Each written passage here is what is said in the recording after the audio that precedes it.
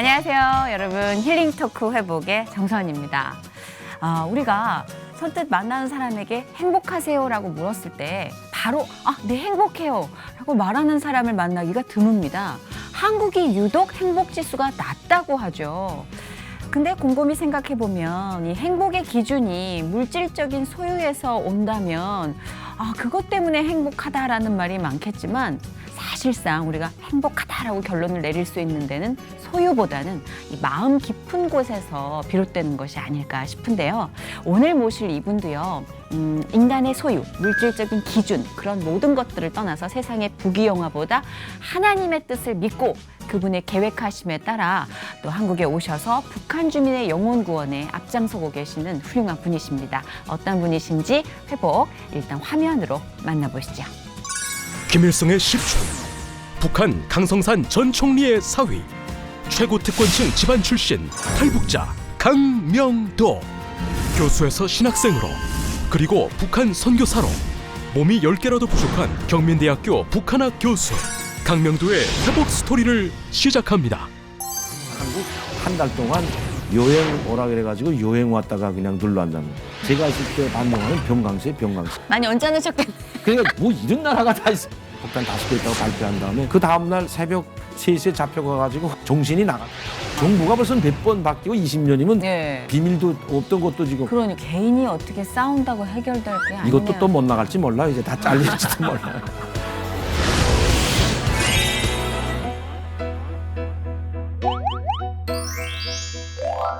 네, 오늘 회복의 주인공 강명도 교수님 모셨습니다. 어서 오세요. 네, 안녕하세요. 반갑습니다. 네, 이렇게 또 어려운 발걸음 해주셨는데 우리 회복의 시청자 여러분께 인사 말씀 직접 좀 부탁드릴게요.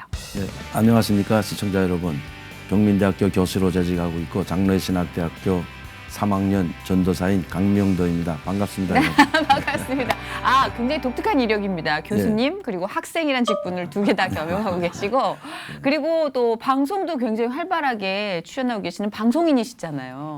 뭐 방송인보다 제 직업은 이제 일단 교수고 전도사이기 때문에 네. 제 직분에 이제 충실해야 되고 그 이제 좀 짬 시간 날 때마다 네. 북한에 대해서 많이 알려줘야 되기 때문에 북한 전문가로서 이제 패널로 활동하는 것은 있습니다. 네, 제가 종편 채널 뭐 다 합해서 이렇게 채널을 돌릴 때마다 강명도 교수님이 굉장히 자주 보여서 저분 요새 아이돌 스케줄 버금가겠구나라고 생각을 하고 있습니다. 우리 강명도 교수님이 한국에 오신 지가 꽤 되셨죠? 예, 제가 얼마나? 94년도 5월달에 한국에 들어왔으니까 이제 약 네. 한 20년이 됐습니다. 20년. 교수님의 이력이 굉장히 화려하십니다. 제가 좀 소개를 해드리자면 1970년도에 평양 외국어대학 불어학과를 졸업하셨어요. 그리고 북한 강성산 전 총리의 사위로 인민무력부 보위대학 보위전문연구실장. 이건 못 외우겠는데요. 그리고 김일성 주석궁전 부사장 등을 지내셨다고 합니다. 이 정도면 제가 딱 한 3-4줄만 소개해드리는데도 사회적인 지위의 그 어떤 에너지가 막 느껴지는데 어느 정도입니까? 이 정도면. 그러니까 70년대 제가 그 평양 외국어학원에 입학을 했고요. 네. 거기는 이제 인민학교를 졸업하고 중학교, 고등학교, 그 대학까지 다 연결되어 있습니다. 79년도에 졸업을 했고, 네. 그리고 나서 이제 그 통일전선 사업부라는 데 좀 근무했다가 제가 거기서 근무하다 이제 스카우트 돼가지고, 그러니까 당에서 다 파견하기 때문에 네네. 그 인민무력부 정치보위대학에 이제 근무를 하게 됐던 겁니다. 그럼 뭐- 인민무력부 정치보위대학은 네. 우리로 말하면 이제 기무사 있지 않습니까? 기무사 장교들을 육성하는 것인데 북한에는 보안사령부라고 합니다. 네. 이 보안사령부 장교로 가려면 네. 저희 정치보위대학 꼭 졸업해야 됩니다. 이것을 졸업하지 않으면 정치보위 장교가 될 수가 없거든요. 그러니까 보위사령부 장교로 갈 수가 없습니다. 그야말로 북한의 최고 엘리트 과정을 밟으신 네, 거잖아요. 그리고 제가 거기서 연구실장이면 직분이 대좌 내지 소장이었습니다. 원래는. 와. 북한은 이제 내지별이 있기 때문에. 네네. 그러니까 제 연구실장은 그 직분이 대좌 내지 소장인 거죠. 그렇죠, 그렇죠. 그래서 거기에 있다가 제가 이제 제대를 하고 네네. 제대를 한다고 해서 뭐 우리처럼 은퇴하는 게 아니고 네. 뭐 조기 은퇴라고 할까요? 그런 거나 좀 비슷한 건데 뭐 은퇴하고 싶다고 하진 못합니다. 북한이라는 네네. 사회에서는 다 이렇게 당에서 이렇게 배치하고 조직적으로 움직이기 때문에. 근데 저는 이제 우회 이야기해 가지고 네. 나 군복 복겠다. 그래서 그 복구 이제 주석궁에 들어가게 됐던 거죠. 아니 우리가 왜 그야말로 날아가는 새도 떨어뜨리는 새도가라는 표현을 많이 쓰잖아요. 네. 그 당시 그러셨을 것 같아요. 뭐 날아가는 네. 새는 뭐 김정일이 김일성만 떨궜고 저희는 떨어진 새를 좀 주스러 다녔습니다. 아니 새를 줍는다는 표현은 진짜 겸손한 표현인 것이 제가 보니까 또 주석궁의 경제 담당이셨을 때 활약이 눈부셨더라고요. 이 엄청난 외화벌이로 또 외화를 엄청나게 버셨다고 그랬는데 이건 어떻게 된 건가요? 그때 사실 북한이 상당히 어려운 시점이었습니다. 네. 93년도, 94년도 상당히 어려운 시점이었는데 네. 91년도 뭐 다 아시다시피 소련이 해체되고 맞아요. 92년도 한중 수교가 이루어지고 네. 또 89년도에는 동구권 사진화를 다 제도를 다 바꿨지 않습니까? 네. 사회주의 제도에서 자본주의 제도로 다 이제 탈바꿈을 하는 그런 시기였기 때문에 네. 북한을 도와주고 있던 동구권 사진화이 몰락과 함께 북한의 경제도 다 쓰러진 거죠. 다 파탄된 겁니다. 아하. 그러니까 북한의 경제는 다 이 동구권 사회주의 구소련과 연관된 경제였기 그렇죠. 때문에 그 한 축이 허물어지니까 북한은 혼자서 살 수가 없잖아요. 우리 대한민국도 혼자서 살 수 없듯이 그럼요. 예, 국제사회 일원으로 살아가고 있는데 북한은 국제사회 일원이 동구권 사회주의 사회의 일원이었습니다. 그러다 그 사회가 이제 무너지니까 네. 북한도 경제가 상당히 힘들었고 그래서 이제 무역을 하지 않으면 안 된다. 특히 뭐 자본주의 국가와 무역을 좀 틀려고 상당히 많이 노력을 했는데 네. 그 방법도 모르고 뭐 그 제도상 차이 때문에 이게 그렇죠. 잘 한 발짝 한 발짝 가기가 상당히 힘들었어요. 저희는 그래서 북한은 자본주의 나라를 대상할 때는 일본을 많이 대상했습니다. 조총련이 있기 때문에 북한에는 모든 합병 공장 그때 합병 공장들을 많이 들여오기 시작했는데 네. 조총련 산하에 있는 기업가들이 북한에 이제 투자를 해가지고 뭐 식료 공장이든 도로 공사든 그 다음에 이제 그 피복 합병 공장 이런 것들을 많이 이제 했거든요. 네. 그리고 저희도 이제 일본에 있는 조총련 무역하는 분들과 회사 사람들과 함께 이제 일본에서 나오는 뭐 중고 자동차, 중고 승용차, 중고 새 거는 살 수가 없으니까 돈이 없어가지고 아. 중고를 많이 사다가 네. 그걸 중국에 팔았죠. 아. 그러니까 중국은 그때 92년, 네. 93년, 94년도는 네. 상당 지금의 중국이 아니었습니다. 그렇죠. 택시도 부족하고 상당히 열악한 맞아요. 환경이었으니까 우리가 그 일본에서 중고 자동차나 중고 TV나 냉장고를 사서 중국에 팔아도 금방 팔리고 없어서 못 팔 정도였습니다. 그러면 진짜 엄청났겠는데요. 엄청났습니다. 그 보리가. 승용차만 수천 대가 들어갔으니까요. 아니 그런데 그렇게 사회적 지위도 높으시고 국가적인 공헌도도 굉장했던 분인데 무슨 사건이 있긴 있겠다 싶어요. 이렇게 인생이 확 바뀔 정도면. 근데 왜 이렇게 한국으로 오게 되셨는지 저는 좀 궁금해요. 아, 예. 사실 이제는 20년이 됐기 때문에 네. 이제는 말할 수 있다. 이제는 예전에는 말할 수 없었어요. 예전에는. 예전에는 그쵸? 제가 와가지고 이제 1년 있다가 그 인터뷰한 그걸 과정을 이제 자료로 이제 묶어가지고 책을 하나 내자고 해가지고 네. 95년도 6월 지금 네. 그 현충의 달을 맞으면서 평양을 망명을 꿈꾼다라는 책을 낸 게 있는데 그때 그 책이 첫 판이 다 폐기됐습니다. 한 5천 부가. 왜요? 왜냐면- 국가기밀 때문에. 아니 국가기밀보다 제가 오게 된 경위에 대해서 좀 약간만 구체적인 것도 아니고 네. 약간하고 핵 문제에 대해서 약간 조금 더 이제 써놨댔는데 네. 그것 때문에 이제 문제가 돼가지고 책 굉장히 나가지 민감한 못한다. 사안들이니까. 네. 그래서 그때는 이제 안기부였지 않습니까? 네. 안기부에서 통과 못한다 이거 책.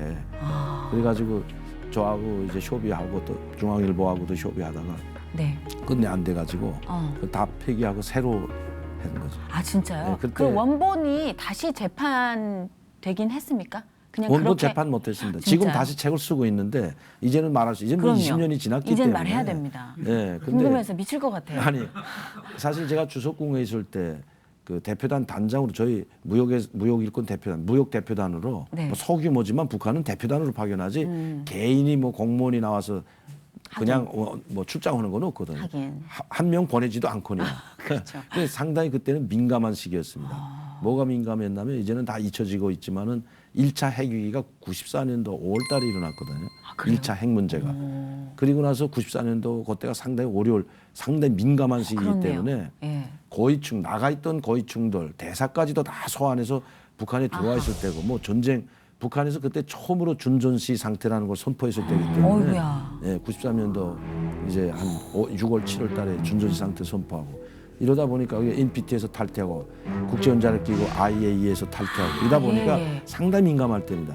그러니까 해외 나가 있는 고위층들 대사까지 다 불러들이고 일제 외국의 간부들 내보내지 말라는 그 지시가 떨어졌는데. 그야말로 살얼음판이네요. 네, 진짜. 근데 저는 이제 이걸 뭐든 제가 저 같은 경우가 해외 출장을 가려면 김정일이 사인이 있어야 되는데 김정일 사인 안 받고 네. 그냥 그 저희 우시당 경립의 부장이 있습니다. 당주안의 부장처럼 부장보다 좀 더 높은데 네. 그러니까 청와대 총책임자라고 봅니다. 그러니까 주석공 총책임자. 그 로명 신상균이라는 부장이 있는데 그 부장한테 이야기하고 총리 사인만 받고 조용히 나왔다 들어가겠다. 그렇게 하고 이제 출장을 나왔는데 네. 제가 출장기를 좀 오기다 나니까 네. 그때 제가 실수한 게 같이 나왔던 세포비서하고 그 사람들을 다 들여보냈어요. 너희가 들어가 가지고 네. 내 사업을 보고를 하고 그다음에 그때까지만 해도 국제전화를 하려면 대사관에 가서 국제전화를 해야 되고 뭐 국제전화를 못했거든요. 북한하고는 저희 우시당 경리부에는 국제전화기가 한 대 있습니다. 네네. 근데 이 전화를 할 수 있는 것은 대사관밖에 없어요. 저 용사관에 대사관에 가서 해야 되는데 그러다 보니까 이 연계가 잘 안 되고 제가 네. 제 일정을 보고하지 못하고 하다 보니까 제가 들어왔던 세포비서를 보냈죠. 내가 가서 잘 이야기하고 내가 한 보름 정도 늦어진다고 하라. 네. 그리고 보내고 나서 보름 정도 더 있기로 했는데 네네. 일본에서 대표단이 들어오게 했던 그분이 이제 나이가 한 70이었는데 제가 북한에서 다 만나고 그렇게 하고 같이 중국 심양에서 만나기로 하고 나왔는데 그분이 그때 그 94년도 1월 달이었습니다. 네네. 그러니까 상당히 추울 때였거든요. 근데 감기 걸렸는데 네. 일본은 좀 따뜻한지 모르지만 이 중국 엄청 춥거든요. 그렇죠. 심양이. 예. 영하 한 25도 30도 나가는데. 어이구야. 그러니까 아파서 조금만 기다려달라. 좀 이따 오겠다. 그래서 보름 동안만 어, 연장해가지고 어떡해. 했는데 네. 좀 더 기다려달라고 하니까 아 이거 나도 이거 어떡할까 혼자서. 그러나 지금 이렇게 하고 그냥 들어갈 수는 없고. 아하. 그래서 좀 더 내가 모험을 하고라도 좀 더 기다렸다가 가야 되겠다 하고 좀 더 기다리기 시작한 게 보름 더 이게 넘어선 거죠. 보름. 그러니까 보름은 이게 연장이 됐는데 네네. 보름 또 이제 하다 보니까 그냥 행방불명된 것처럼 되고. 아이고야. 근데 그러니까 이제 북한에서 저희 우시당 경리부 주석궁에서도 난리가 났고 네네. 총리 저희 장인어른한테도 난리가 난 거죠. 그래서 이게 김정일한테 보고된 겁니다. 그때. 아하. 이게 사실 이런 일 때문에 강명도를 출장을 보냈는데 이제 한 달 됐는데 한 보름 동안 지금 행방불명이 됐다. 어머나. 그러니까 이제 국가보위부 한 15명이 저를 네. 찾으러 나왔던 겁니다. 김정일이 지시해가지고 빨리 가 찾아와라. 아. 지금 뭐 미국하고 지금 관계가 지금 전쟁을 한다 만다 하는데 그쵸. 이런 그 고위층에 있는 사람이 나갔다가 잘못되기라도 하는데 납치라도 되기라도 한다면 큰일 난다니까. 꼭 반드시 찾아 데려라. 그래서 그 사람들이 저를 데리러 왔는데 네.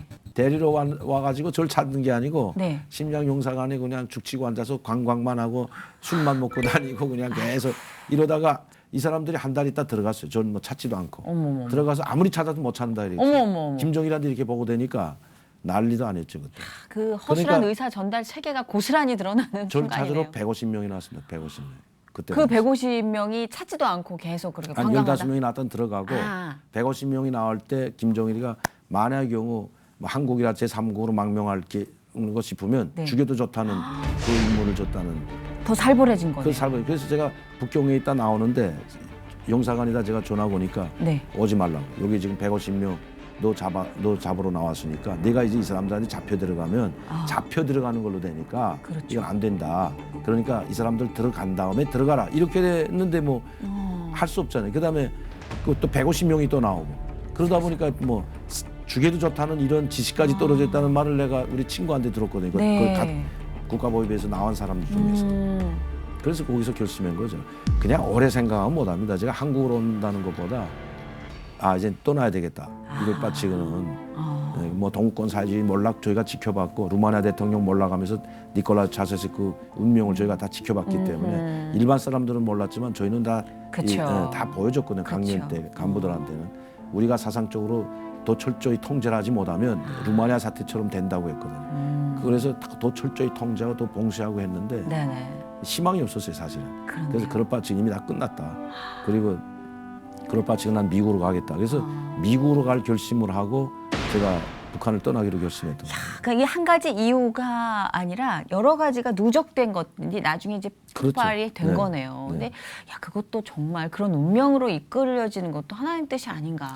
지금 생각해 보면 오래 생각했으면 뭐 가족들이 있고 엄마 맞아요. 형제들 생각했으면 못 옵니다 그냥. 네. 그냥 아유, 욕 먹더라도 내가 들어가서 그냥 비판받고 또 혁명화 가려면 또 한번 혁명화 갔다 오자 이런 생각을 가질 건데 제가 좀 원래 성격이 좀 와일드해가지고 그냥 한번 아니다 하면 그냥 확 돌아서 버리니 이게 생각 없어요 생각. 그러니까 많이 생각하면 못 희한하게 와는데 하나님 성격을 네. 읽으시는 것 같아요. 그래가지고 네. 떠나기로 왔는데 이게 어떻게 보면 제가 봐서는 그 이 내 결심이 아니었던 것 같습니다. 누군가가 저를 그쵸? 이렇게 이끌어줬다고 봤는데 그게 지금 생각해 보면 그때는 하나님을 몰랐으니까 그렇죠, 그렇죠. 하나님이 아니었을까. 또 저희 할아버지가 목사였기 때문에 해방전에. 아, 그러세요? 네, 그래서 저희 집안이 다 장로 목사입니다. 그게. 아, 북한에서부터 그렇게 네, 해방 전에. 아, 해방 전에. 진짜 그러면은 목사였어요. 근데 그 이후에는 다 가짜 목사가 됐지만 아니 이 기독교가 다 그렇죠. 없어졌잖아요. 교회도 김일성 다 없어지고. 네. 체제에서부터는 뭐 불가능한 거였지만 그렇죠. 북한의 하나님은 김일성이니까. 그렇죠. 네, 그러니까 진짜 하나님은 믿을 수가 없는 거예요. 근데 이 뿌리가 있으셨네요. 네. 네, 신앙의 뿌리가 있으셨어요. 진짜로 다사다난한 일을 겪으셨지만 그래도 뭐 아까 에잇 하면서 결단을 내릴 수밖에 없는 상황이라고 말씀하셔서 저도 납득은 했지만 막상 한국에 오셨을 때 또 본인이 누리던 삶과의 갭이 있잖아요. 그런 아이고, 것 때문에 좀 많이 저는 한국에 오려고 하는 미국에 가려고 이제 독일에 갔다가 일단은 거기서 한국을 알게 됐습니다. 사실.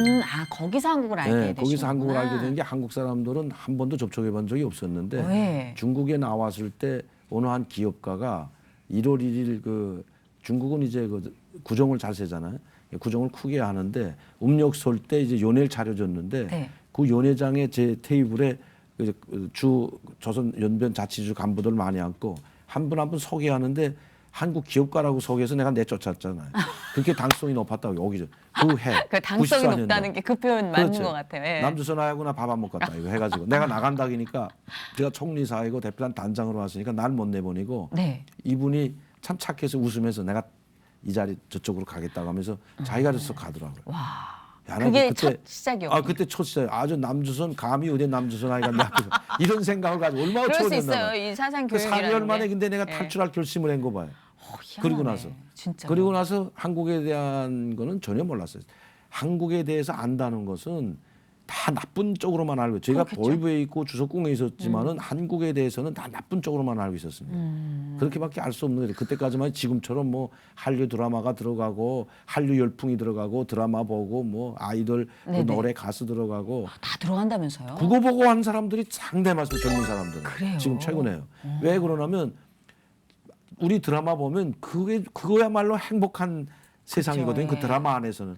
다 야, 잘 저게는 살잖아요. 다 저럴까? 예.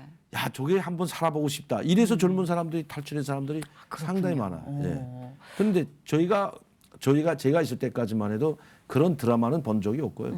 한국 노래는 많이 들었지만 노래라고 해서 한국 사회를 다 설명하지 못하거든요. 노래는 사실 유행가라는 네, 네. 그건 많이 들었습니다. 뭐 비디오로 영화도 조금 봤지만 제가 있을 때 반 영화는 병강세. 그리고 와서 오히려 그 테이프가 되게 변강 이런 테이프들만 이렇게 많이 들어와가지고 많이 언짢으셨겠네. 그러니까 뭐 이런 나라가 다 있어. 아니 이렇게 뭐 이런 걸 영화로 다 한다고. 그러니까 오히려 더 좋은 인상이 될 수가 없어요. 그렇네. 지금처럼 뭐 왜 하필 CD 뭐 경상도에서. 이런 아니 그런 93년, 94년인데 제가 북한에 있을 때까지 94년도 초까지 있었기 때문에 그때 93년도나 92년도 북한 노래를 듣던지 아니면 영화를 보는 건 다 80년대 초에 나왔던 영화 노래였습니다. 제가 지금 보니까. 그렇군요. 예, 그러니까 지금처럼 빨리빨리 들어가는 그런 시스템도 없었고 하긴. 지금 뭐 USB나 압록강은 금방 들어가는데 근데 USB와 압록강 정말. 그때는 없었어요. USB가 뭔지도 모를 때인데요. 그렇죠, 그때. 그렇죠. 그러니까 80년대 초에 나왔던 영화들이 90년대 봤다고 제가. 그러니까 상당히 비데오로 그것도. 아, 야, 무슨 난 여기 와서 내가 골식도사를 찾는데 없더라고 영화. 걸식도사요. 골식도사라고 아주 이제 무협지 영화 비슷한 건데 한국 영화인데 제목이 골식도사. 그거 아무리 찾아올라 해도 없더란데 언제 그거 찍은 건지 모르지. 저도 처음 들어봅니다만 예. 병강세는 유명하니까 워낙 그쪽으로는. 근데 진짜 문화적 충격으로 인해서 좀 그런 선입견이 더 두터워졌을 그러니까 법도 저희가 하겠어요. 이제 망명하겠다고 결심하니까 네. 저희 친구들이랑 저 친지들이 다 그러면 절대 한국은 가지 말라. 미국은 가라. 그러니까 지금도 네. 제가 보면 왜 북한의 고위층들이나 북한 모든 사람들이 미국을 원하는지를 알아야 됩니다. 왜 우리하고는 회담을 안 하려고 미국하고만 하려고 왜 하냐. 그래요? 이 한국은 아직도 미국의 식민지라는 그 개념이 아직도 있어요, 북한은. 한국이라는 건 미국이 하라는 대로 한 나라니까 차라리 너하고 안 하고 미국하고 해결하면 여기는 자동으로 해결되니까. 우리가 어디 가가지고 싸울 때 사장 나오라 그래 이런 거. 경수로 같은. 보십시오. 한국하고는 안 해서 미국하고 하니까 뭐 여기는 다 해결해 주니까 항상 그러니까 저희가 지금은 좀 많이 달라졌지만 제가 있을 때까지만 해도 한국은 안중에 없고 오직 뭐인가 하면 미국에 가야 되겠다. 그러니까 저도 이런 사회를 모르니까 한국이 좋은 사회를 모른다는 걸 모르니까 지금처럼 진짜 한국이 정말 제 혼자서 갈 수 있고 이제 경제 10대고 그런 걸 모르다 보니까 미국으로 가야 되겠다. 손을 잡아도 좀 센 사람하고 잡아야 되겠다 해가지고 뭔지 느낌은 알겠어요. 미국으로 가려고 했던 거죠. 그래서 또 독일. 그게 독일까지 가셔서? 갔는데 힘들게 독일까지 갔어요 사실. 근데 진짜 그렇게 배척하는 마음도 강했죠. 그리고 당연히 한국이 아닌 이제 미국, 독일 이런 루트를 선택하셨죠. 한국 사람 만날 수 없는 상황에서 그 테이블에서 한국 사람 만나셨죠. 이거를 네. 저는 진짜 운명이라고밖에 말할 수 그리고 없는 독일 거죠. 가서도 제가 한국 분들 만난 게 독일에서. 교회 가서 만났던 거예요. 교회를 항상- 가셨어요? 그러니까 독일에서? 독일에 이제 프랑크푸르트 있다 이제 미국 사람들 만나가지고 이제 네. 거기서 또 이제 그 대사관 사람들 다 만나고 북한에 대해서 이렇다 북한이 지금 북한의 핵 문제를 지금 이제 해결 하지 못하면 영원히 해결 못한다. 왜냐하면 그때 김일성의 지시가 뭐였냐면 우리가 한 발 뒤로 물러서고 네. 모든 걸 다 그 자기네들이 발톱을 감추자.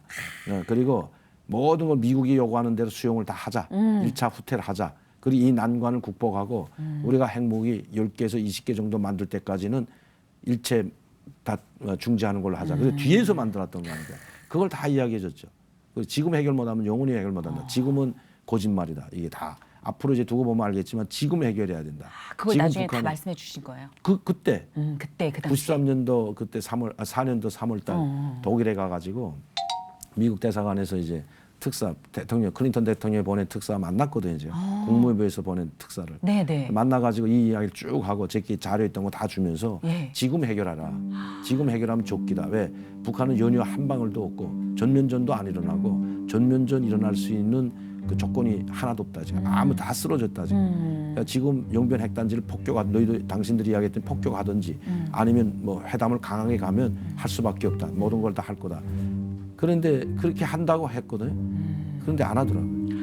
그래서 너희도 못 믿겠구나 하고 거기에서 있던 호텔에서 나와가지고 그분들이 잡아줬던 호텔에서 네. 나와가지고 프랑크푸르트 와가지고 제가 운해 교회라는 그 한국 교회 집사가 운영하는 모텔에 있었습니다. 네. 독일어가 안 되잖아요. 네. 불어로 호텔에서는 불어로 좀 통하는데 맞아요. 불어 불어 가지고 계속 움직였는데 네. 그러니까 독일도 불어는 통합니다. 호텔이나 뭐 택시나 다 통했는데 그리고 가니까 불편하잖아요. 그래도 네. 그래도 이제 보니까 뭐 그레이스 모텔 해라서 한국말로 써놨더라고요. 그래서 그 집에 올라갔는데 네. 한국말을 하니까 얼마나 그때는 조선말이죠. 조선말. 저희는. 그렇죠.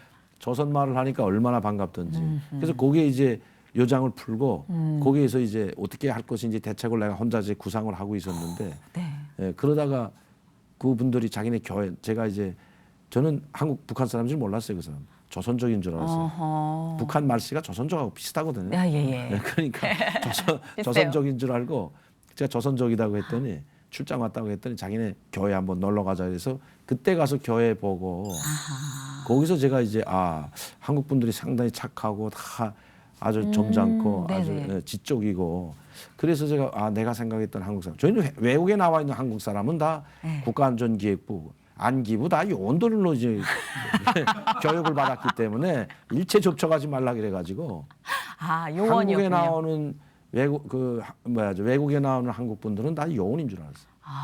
그러셨구나. 근데 그거 보니까 아니더라고요.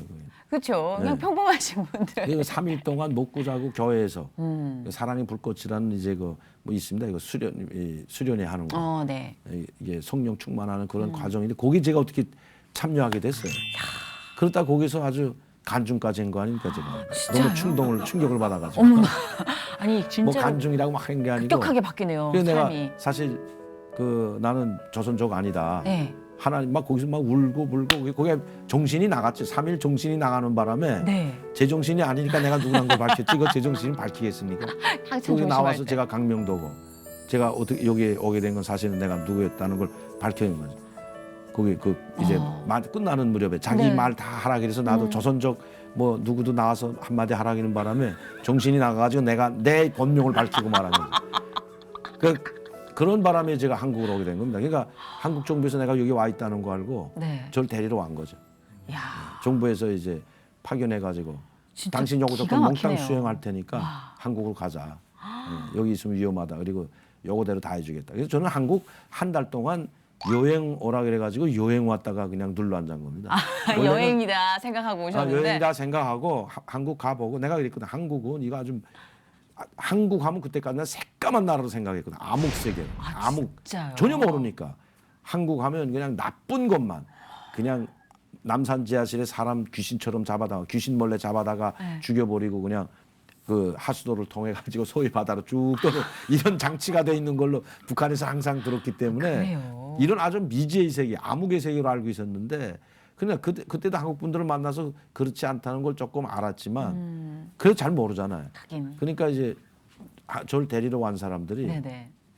그렇게 믿지 못하겠으면 다 달랐다. 김영삼 대통령도 안기부에 끌려다니던 사람이고 김덕 안기부장도 다 안기부에 체포돼 가지고 고문도 당하던 이런 사람들이 지금 안기부장 됐고 대통령 됐다. 네. 당신이 생각한 것처럼 그렇게 안기부가 이렇게 그런 데가 아니다. 예. 남산지하실 사람 중에서 그냥 떠내보내지 않는다는 이야기를 해도 걔는 믿지를 못하니까 그렇죠. 그분들이 저한테 뭐라 하냐면 한 달 가보고 아하. 당신 지금 여기 와서 좀 위험하니까 요건도 없지 않냐. 그러니까 이제는 뭐 무슨 신분이 없는 사람만 해 제가 북한 맞아요. 떠났기 때문에 네. 그러면 위험하니까 한국 가보고 당신이 가갔다는 미국이든 독일이든 다 보내주겠다. 그러니까 한 달 동안 당신이 한국 사회를 보라. 그럼 나 한 달 동안 어디가 있냐니까. 호텔에 가 있지 어디가 있냐. 네. 그러니까 하고 나서 거기에 아주 속았지. 그러니까 그분의 집에 갔는데 네.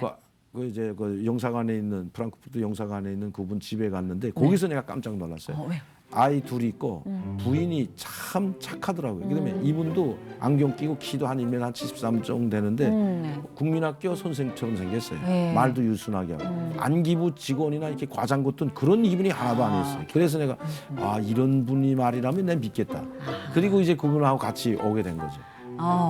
처음 도착했을 때 기자회견도 안 하고 그냥 일체 기자회견 여행자처럼. 안 하고 그냥 한 달 동안 그래서 호텔에서 아마 탈북자치고 네. 북한을 와가지고 이 호텔에 한 달 있은 건 저밖에 없을 거예요. 진짜요? 그래서 이제는 말할 수 있다는 거예요. 호텔에 한 달 동안 여 남산에 동국대학교 옆에 있는 그 장충체육관 바로 맞은편에 그 호텔. 캐피탈 엠버서더 호텔. 거기에 네. 제가 7층에 VIP실에 그 한 달 있었습니다. 한 달.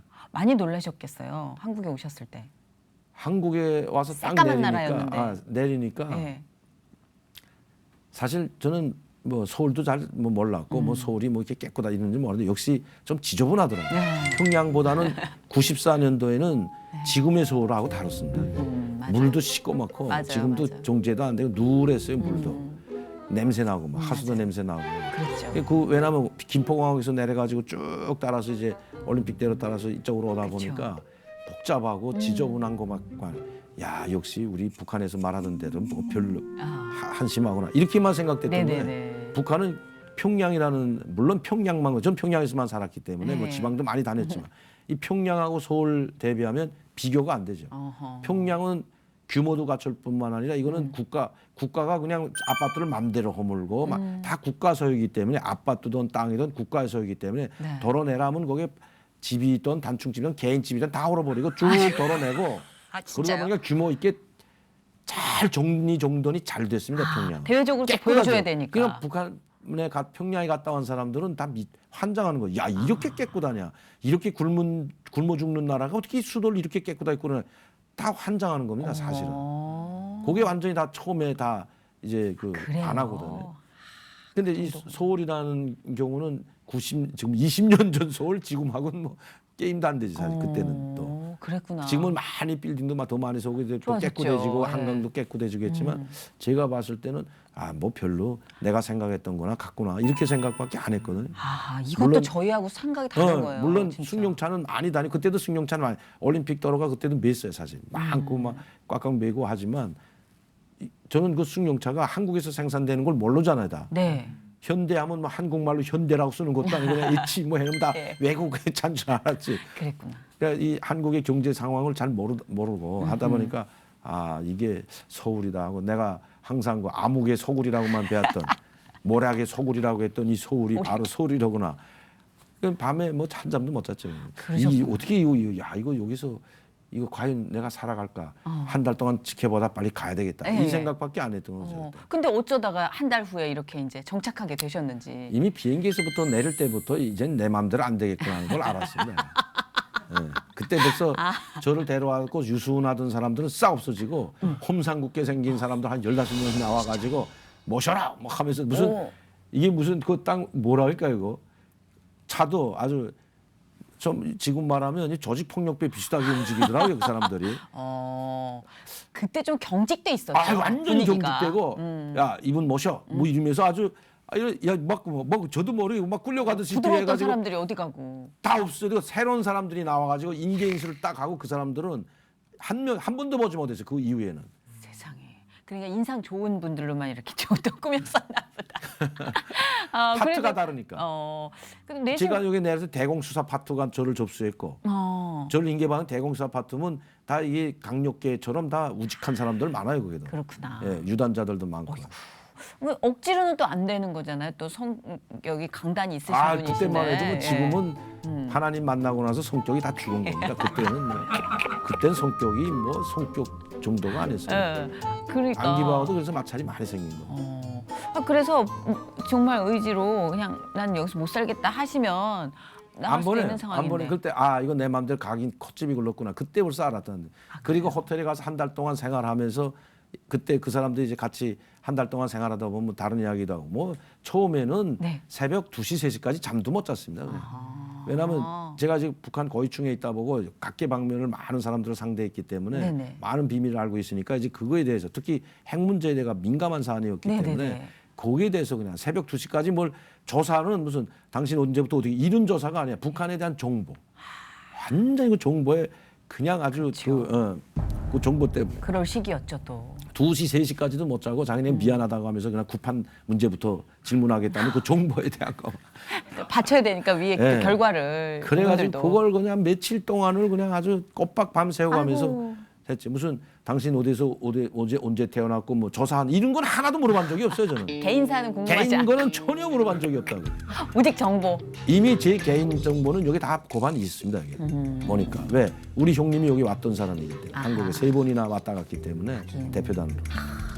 근데 진짜 오셔가지고 기자회견은 좀 이따 하셨어요?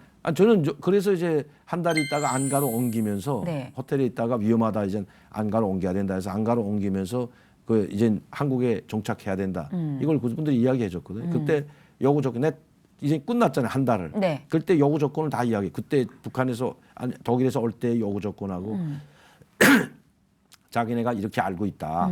그리고 가족들 데려오기 전까지 가족들을 구출하기 전까지는 일체 기자회견 안 하고 네. 그다음에 가족들 데려오는데 지원해주고 모든 조건 다 보장해주겠다. 이거였거든요. 아하. 예, 그런데 기자회견 그래서 안 하려고 버틴 거죠. 다른 사람들은 고위층 오자마자 공항에서 다 했습니다. 그렇죠. 안 한 사람이 없어요. 저희들 기억에도 네. 항상 기자회견이 먼저였는데 특이하게 딱 그런 요구 조건이 협상이 기자회견을 하게 될 되면 때까지 기다리셨군요. 그렇죠. 기자회견을 하게 되면 아니죠. 기자회견을 하게 되면 북에는 가족들이 다치는 건 뻔하기 때문에 그렇구나. 그래서 기자회견을 안 하기로 했던 건데 하긴. 어쩔 수 없이 기자회견을 했던 겁니다. 막 김영삼 대통령 시절에 그게 그런 또 사안이 됐어요. 왜냐하면 한국은 배척당하고 김일성 주석이 7월 8일 날 사망하지 않았습니까? 네, 갑자기. 네, 맞아요. 근데 사실은 햇볕 정책을 우리가 지금 착각을 하는 게 김대중 대통령이 먼저 한 거 아닙니다. 김영삼 대통령이 먼저 했어요.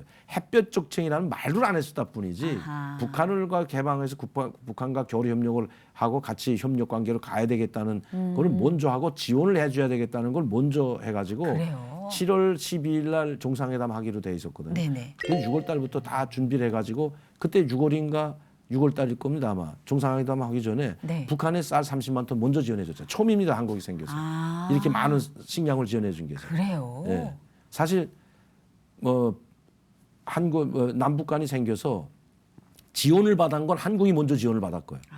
북한이 약간 여유가 있을 때도 있었잖아요, 한국보다. 그렇군요. 예. 84년도 수해물자 지원 기억나시죠? 그때는 많은 의약품, 세멘트, 맞아요. 식량, 쌀 2만 톤이면 큰 겁니다 그때. 뭐 잎쌀 2만 하긴 톤, 뭐 맞아요. 그다음에 세멘트 10만 톤, 의약품, 촌, 양복촌, 광목촌 해가지고 엄청나게 지원을 해줬거든요. 그리고 기억이 나서 나네요. 그게 처음 지원이었어요.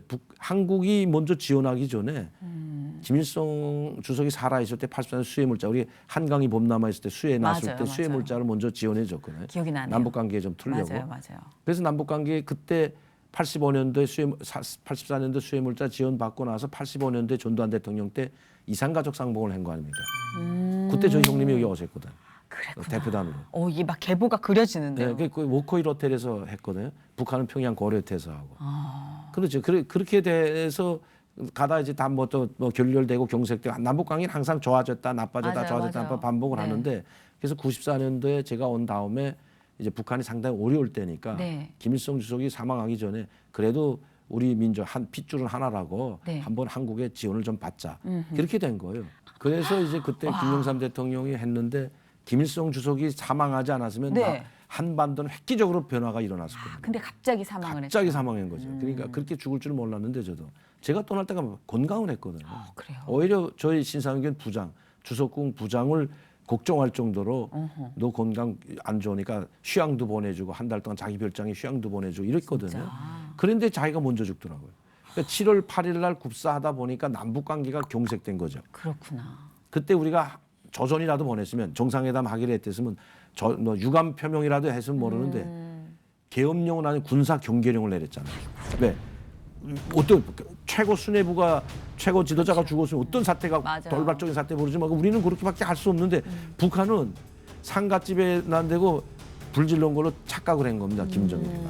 우리는 지금 수령이 죽어서 지금 울고불고 하는데 뭐 군사 경계령을 내려가지고 뭐 군사 태세로 들어가니까 경계 태세로 들어가. 싸움을 거는 걸로. 그러니까 그래서 남북 관계가 악화된 겁니다. 그 가족들하고 만날 가능성이 완전 그러니까 제로가 그래서 됐네요. 우리 한국은 빼놓고 북한이 그때는 너희하고는 상제 안 한다 하고 미국하고 회담을 해가지고 케이도 사업단 내한 거 아시잖아요. 경수로. 네. 북미 고위급 회담에서 단독 북미 양자 회담을 하고 한국은 빼놓고 고위급 회담에서 북한은 핵은 없다. 그리고 우리는 핵 만들 능력도 없고 핵도 없고 당신들이 요구하는 데 다 우리 맞추겠다. 핵 포기하겠다. 중수로 원자로도 포기하고 경수로로 바꾸겠다. 네네. 대신 경수로는 미국이 지원해주겠다. 미국, 일본, 한국이 지원해주는 거. 이렇게 해가지고 하다 보니까 한국은 팽당하니까 진짜. 정부가 기분 나쁘잖아요. 악화됐. 그래서 나를 활용했던 거죠. 강명도 나가서 이거 한번 핵 있다고 발표해서 미국하고 북미 미국이 말려 들어가는 걸 폭로해야 된다고. 진짜 이제는 말할 수 있다는데요? 그러니까 그래서 제가 나갔던 겁니다. 그랬구나. 거기에 그런 배경이 있었군요. 안 나가려고 했는데 그것 때문에 또 그 국장 한 분은 저 때문에 와가지고 기자회견 그릴 끝까지 못 하겠다고 하니까 네. 사표 낸다고 하면서 저보고 내가 강 선생도 하나 설득 못 시키는데 VIP가 그 이제 대통령이 요구했던 거거든요. 사실 이 관계 전체를. 그러니까 대통령이 강명도 선생을 한번 기자회견 시키는 게 좋겠다고 했는데 내가 당신을 설득 못 했는데 내가 어떻게 국장을 하겠냐. 나 오늘 사표 썼다. 이렇게까지 말하는데 안 할 수가 없잖아요. 이거. 너무 압박을 또 예, 당하시니까. 너무 압박해가지고 그래서 예. 할 수 없이 기자회견 그 그러면 내용이 하겠다. 또 엄청났죠. 진짜. 굉장한 여파를 불러일으켰죠. 그래서 기자회견 준비하는 과정에 제가 그랬습니다. 이거 핵 문제는 빼자. 왜냐하면 민감한 사안이기 때문에 네. 미국이 가만히 있지 않는다. 그러니까 그분들이 저한테 이야기했던 게 이걸 빼면 안 하는 게 낫다. 이것 때문에 나가야 하는 거지. 그렇지. 그리고 나서 난리도 안 했어요. 그거 나간 다음에 저는 네. 오히려 내가 우려했던 대로 다 돼버렸어요. 우려했던 대로 한미 관계는 더 악화됐고 핵 문제 때문에. 지금 미국이 북한은 핵이 없다는 전제 조건 하에서 모든 걸 다 해서 도장까지 찍고 이제 다 끝냈는데 네네. 발표까지 했는데 미국의 성과 아닙니까? 그렇죠. 클린턴 대통령이. 어. 그런데 느닷없이 공개되고. 어디서 왔는지 모를 강명도 자기는 알죠. 내가 이 정보를 먼저 줬으니까 먼저 클린턴 줬잖아요. 대통령한테. 네. 그러니까 이게 얼마나 민감한 사안인지 알고 이걸 내 입을 막지 못하게 되면 큰일 난다는 거 알고 기자회견 나가가지고 핵폭탄 5개 있다고 발표한 다음에 제가 그때 5시부터 한 3시부터 한 6시까지 했는데 그다음에 뭐 잘했다고 청와대에서 전화 오고 잘못이라 그래가지고 2차, 1차, 2차, 3차 어딘지 아시잖아요. 3차까지 가서 술 먹고 난리도 안 했어요. 그런데 그게 한 하루를 8시간을 못 가더라고요. 바로 비상이 걸려가지고 자고 있는데 새벽 3시에 막 와당통당 빨리 안가로 들어가자고 안 가요. 자다가 절제 그냥 그냥 눈도 못 뜨고 그냥 차에 실려서 안가에 들어왔는데 무슨 일이냐 했더니 난리 났다는 게 미국에서 지금 강력한 항의가 들어가지고 큰일 났다는 게. 그때 제가 그 기자회견했을 때 기자들이 한국이 생겨서 그렇게 많은 기자들이 온 건 처음이랍니다. 그때. 아직까지 그걸 깨지 못해. 그 프레스센터 그 19층인가 20층 기자 큰 그 회의실이 네. 다 차고 넘쳐서 바깥에까지 꽉 차 있었거든요. 세상에. 그런데 그 왜 다 배포했을 거 아닙니까? 미리 네, 기자단한테. 맞아요. 강수환 총리가 와가지고 이제 기자회견 한다니까 핵 문제에 대해서. 얼마나 엄청난 엄청나게 이슈입니까? 많죠. 예. 그리고 끝난 다음에 굉장했어요. 순위. NHK, CNN, 뭐 BBC, 뭐 우리 KBS, SBS 할 수가 없이 순위대로 네네. 경매에 들어갔어요. 경매. 정말 CNN 얼마? 발칵 뒤집었네요. 5천만 원. 그다음에 NHK 뭐 하면 뭐 6천만 원 거기 먼저 순위가.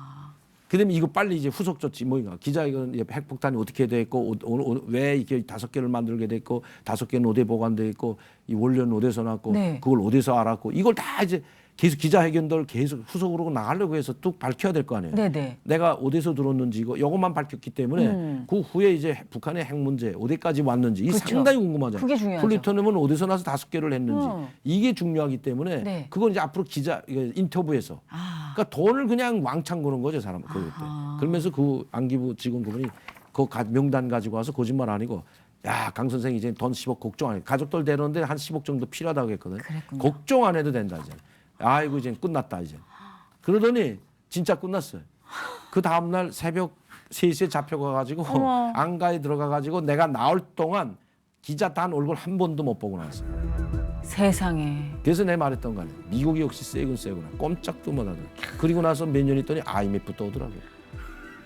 야 이게 말이죠. 이게 그래서 진짜 이제는 말할 수 있다. 정말 내가 그때 묘하게 이렇게 묘하게. 우리가 있네요. 미국과 한국은 완전히 트라이벌이 생겼습니다. 그때. 아하. 그 클린턴 대통령이 한국 방문하면서 일본 갔다가 제주도 간 거 아시잖아요. 어머나. 제주도에서 간단히 그냥 30분 어머. 뭐 나 여기 너 한국 방문하고 간다고 밥도 안 먹고 갔다는 찍고 거 갔구나. 아니에요. 제주도에 왔다 30분도 아니 그냥 제주도 공항에서 미국으로 돌아간 거냐. 서울도 안 오고. 이야. 그게 한미 관계가 최악의 순간이었습니다. 그랬군요. 그리고 나서 IMF가 터진 거거든요. 97년. 그랬구나. 그냥 터진 게 아니에요. 진짜 그냥 터진 게 아니었군요. 와, 그리고 이거 나서 진짜 세월이 지났으니까 말할 수 있는 기자회견- 거지.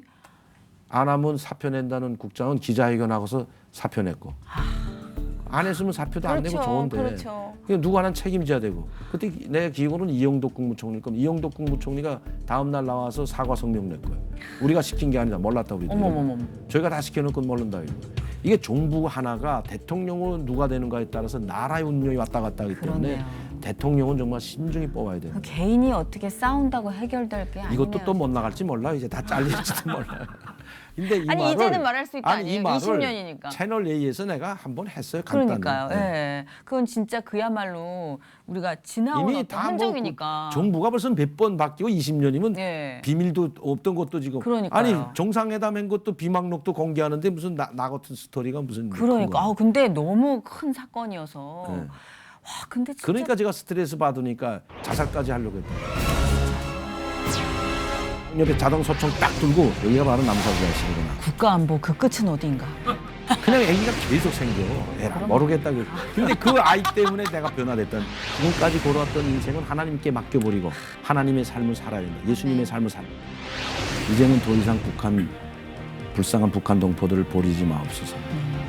하나님 이제는 북한 동포들을 사랑으로 안아주세요.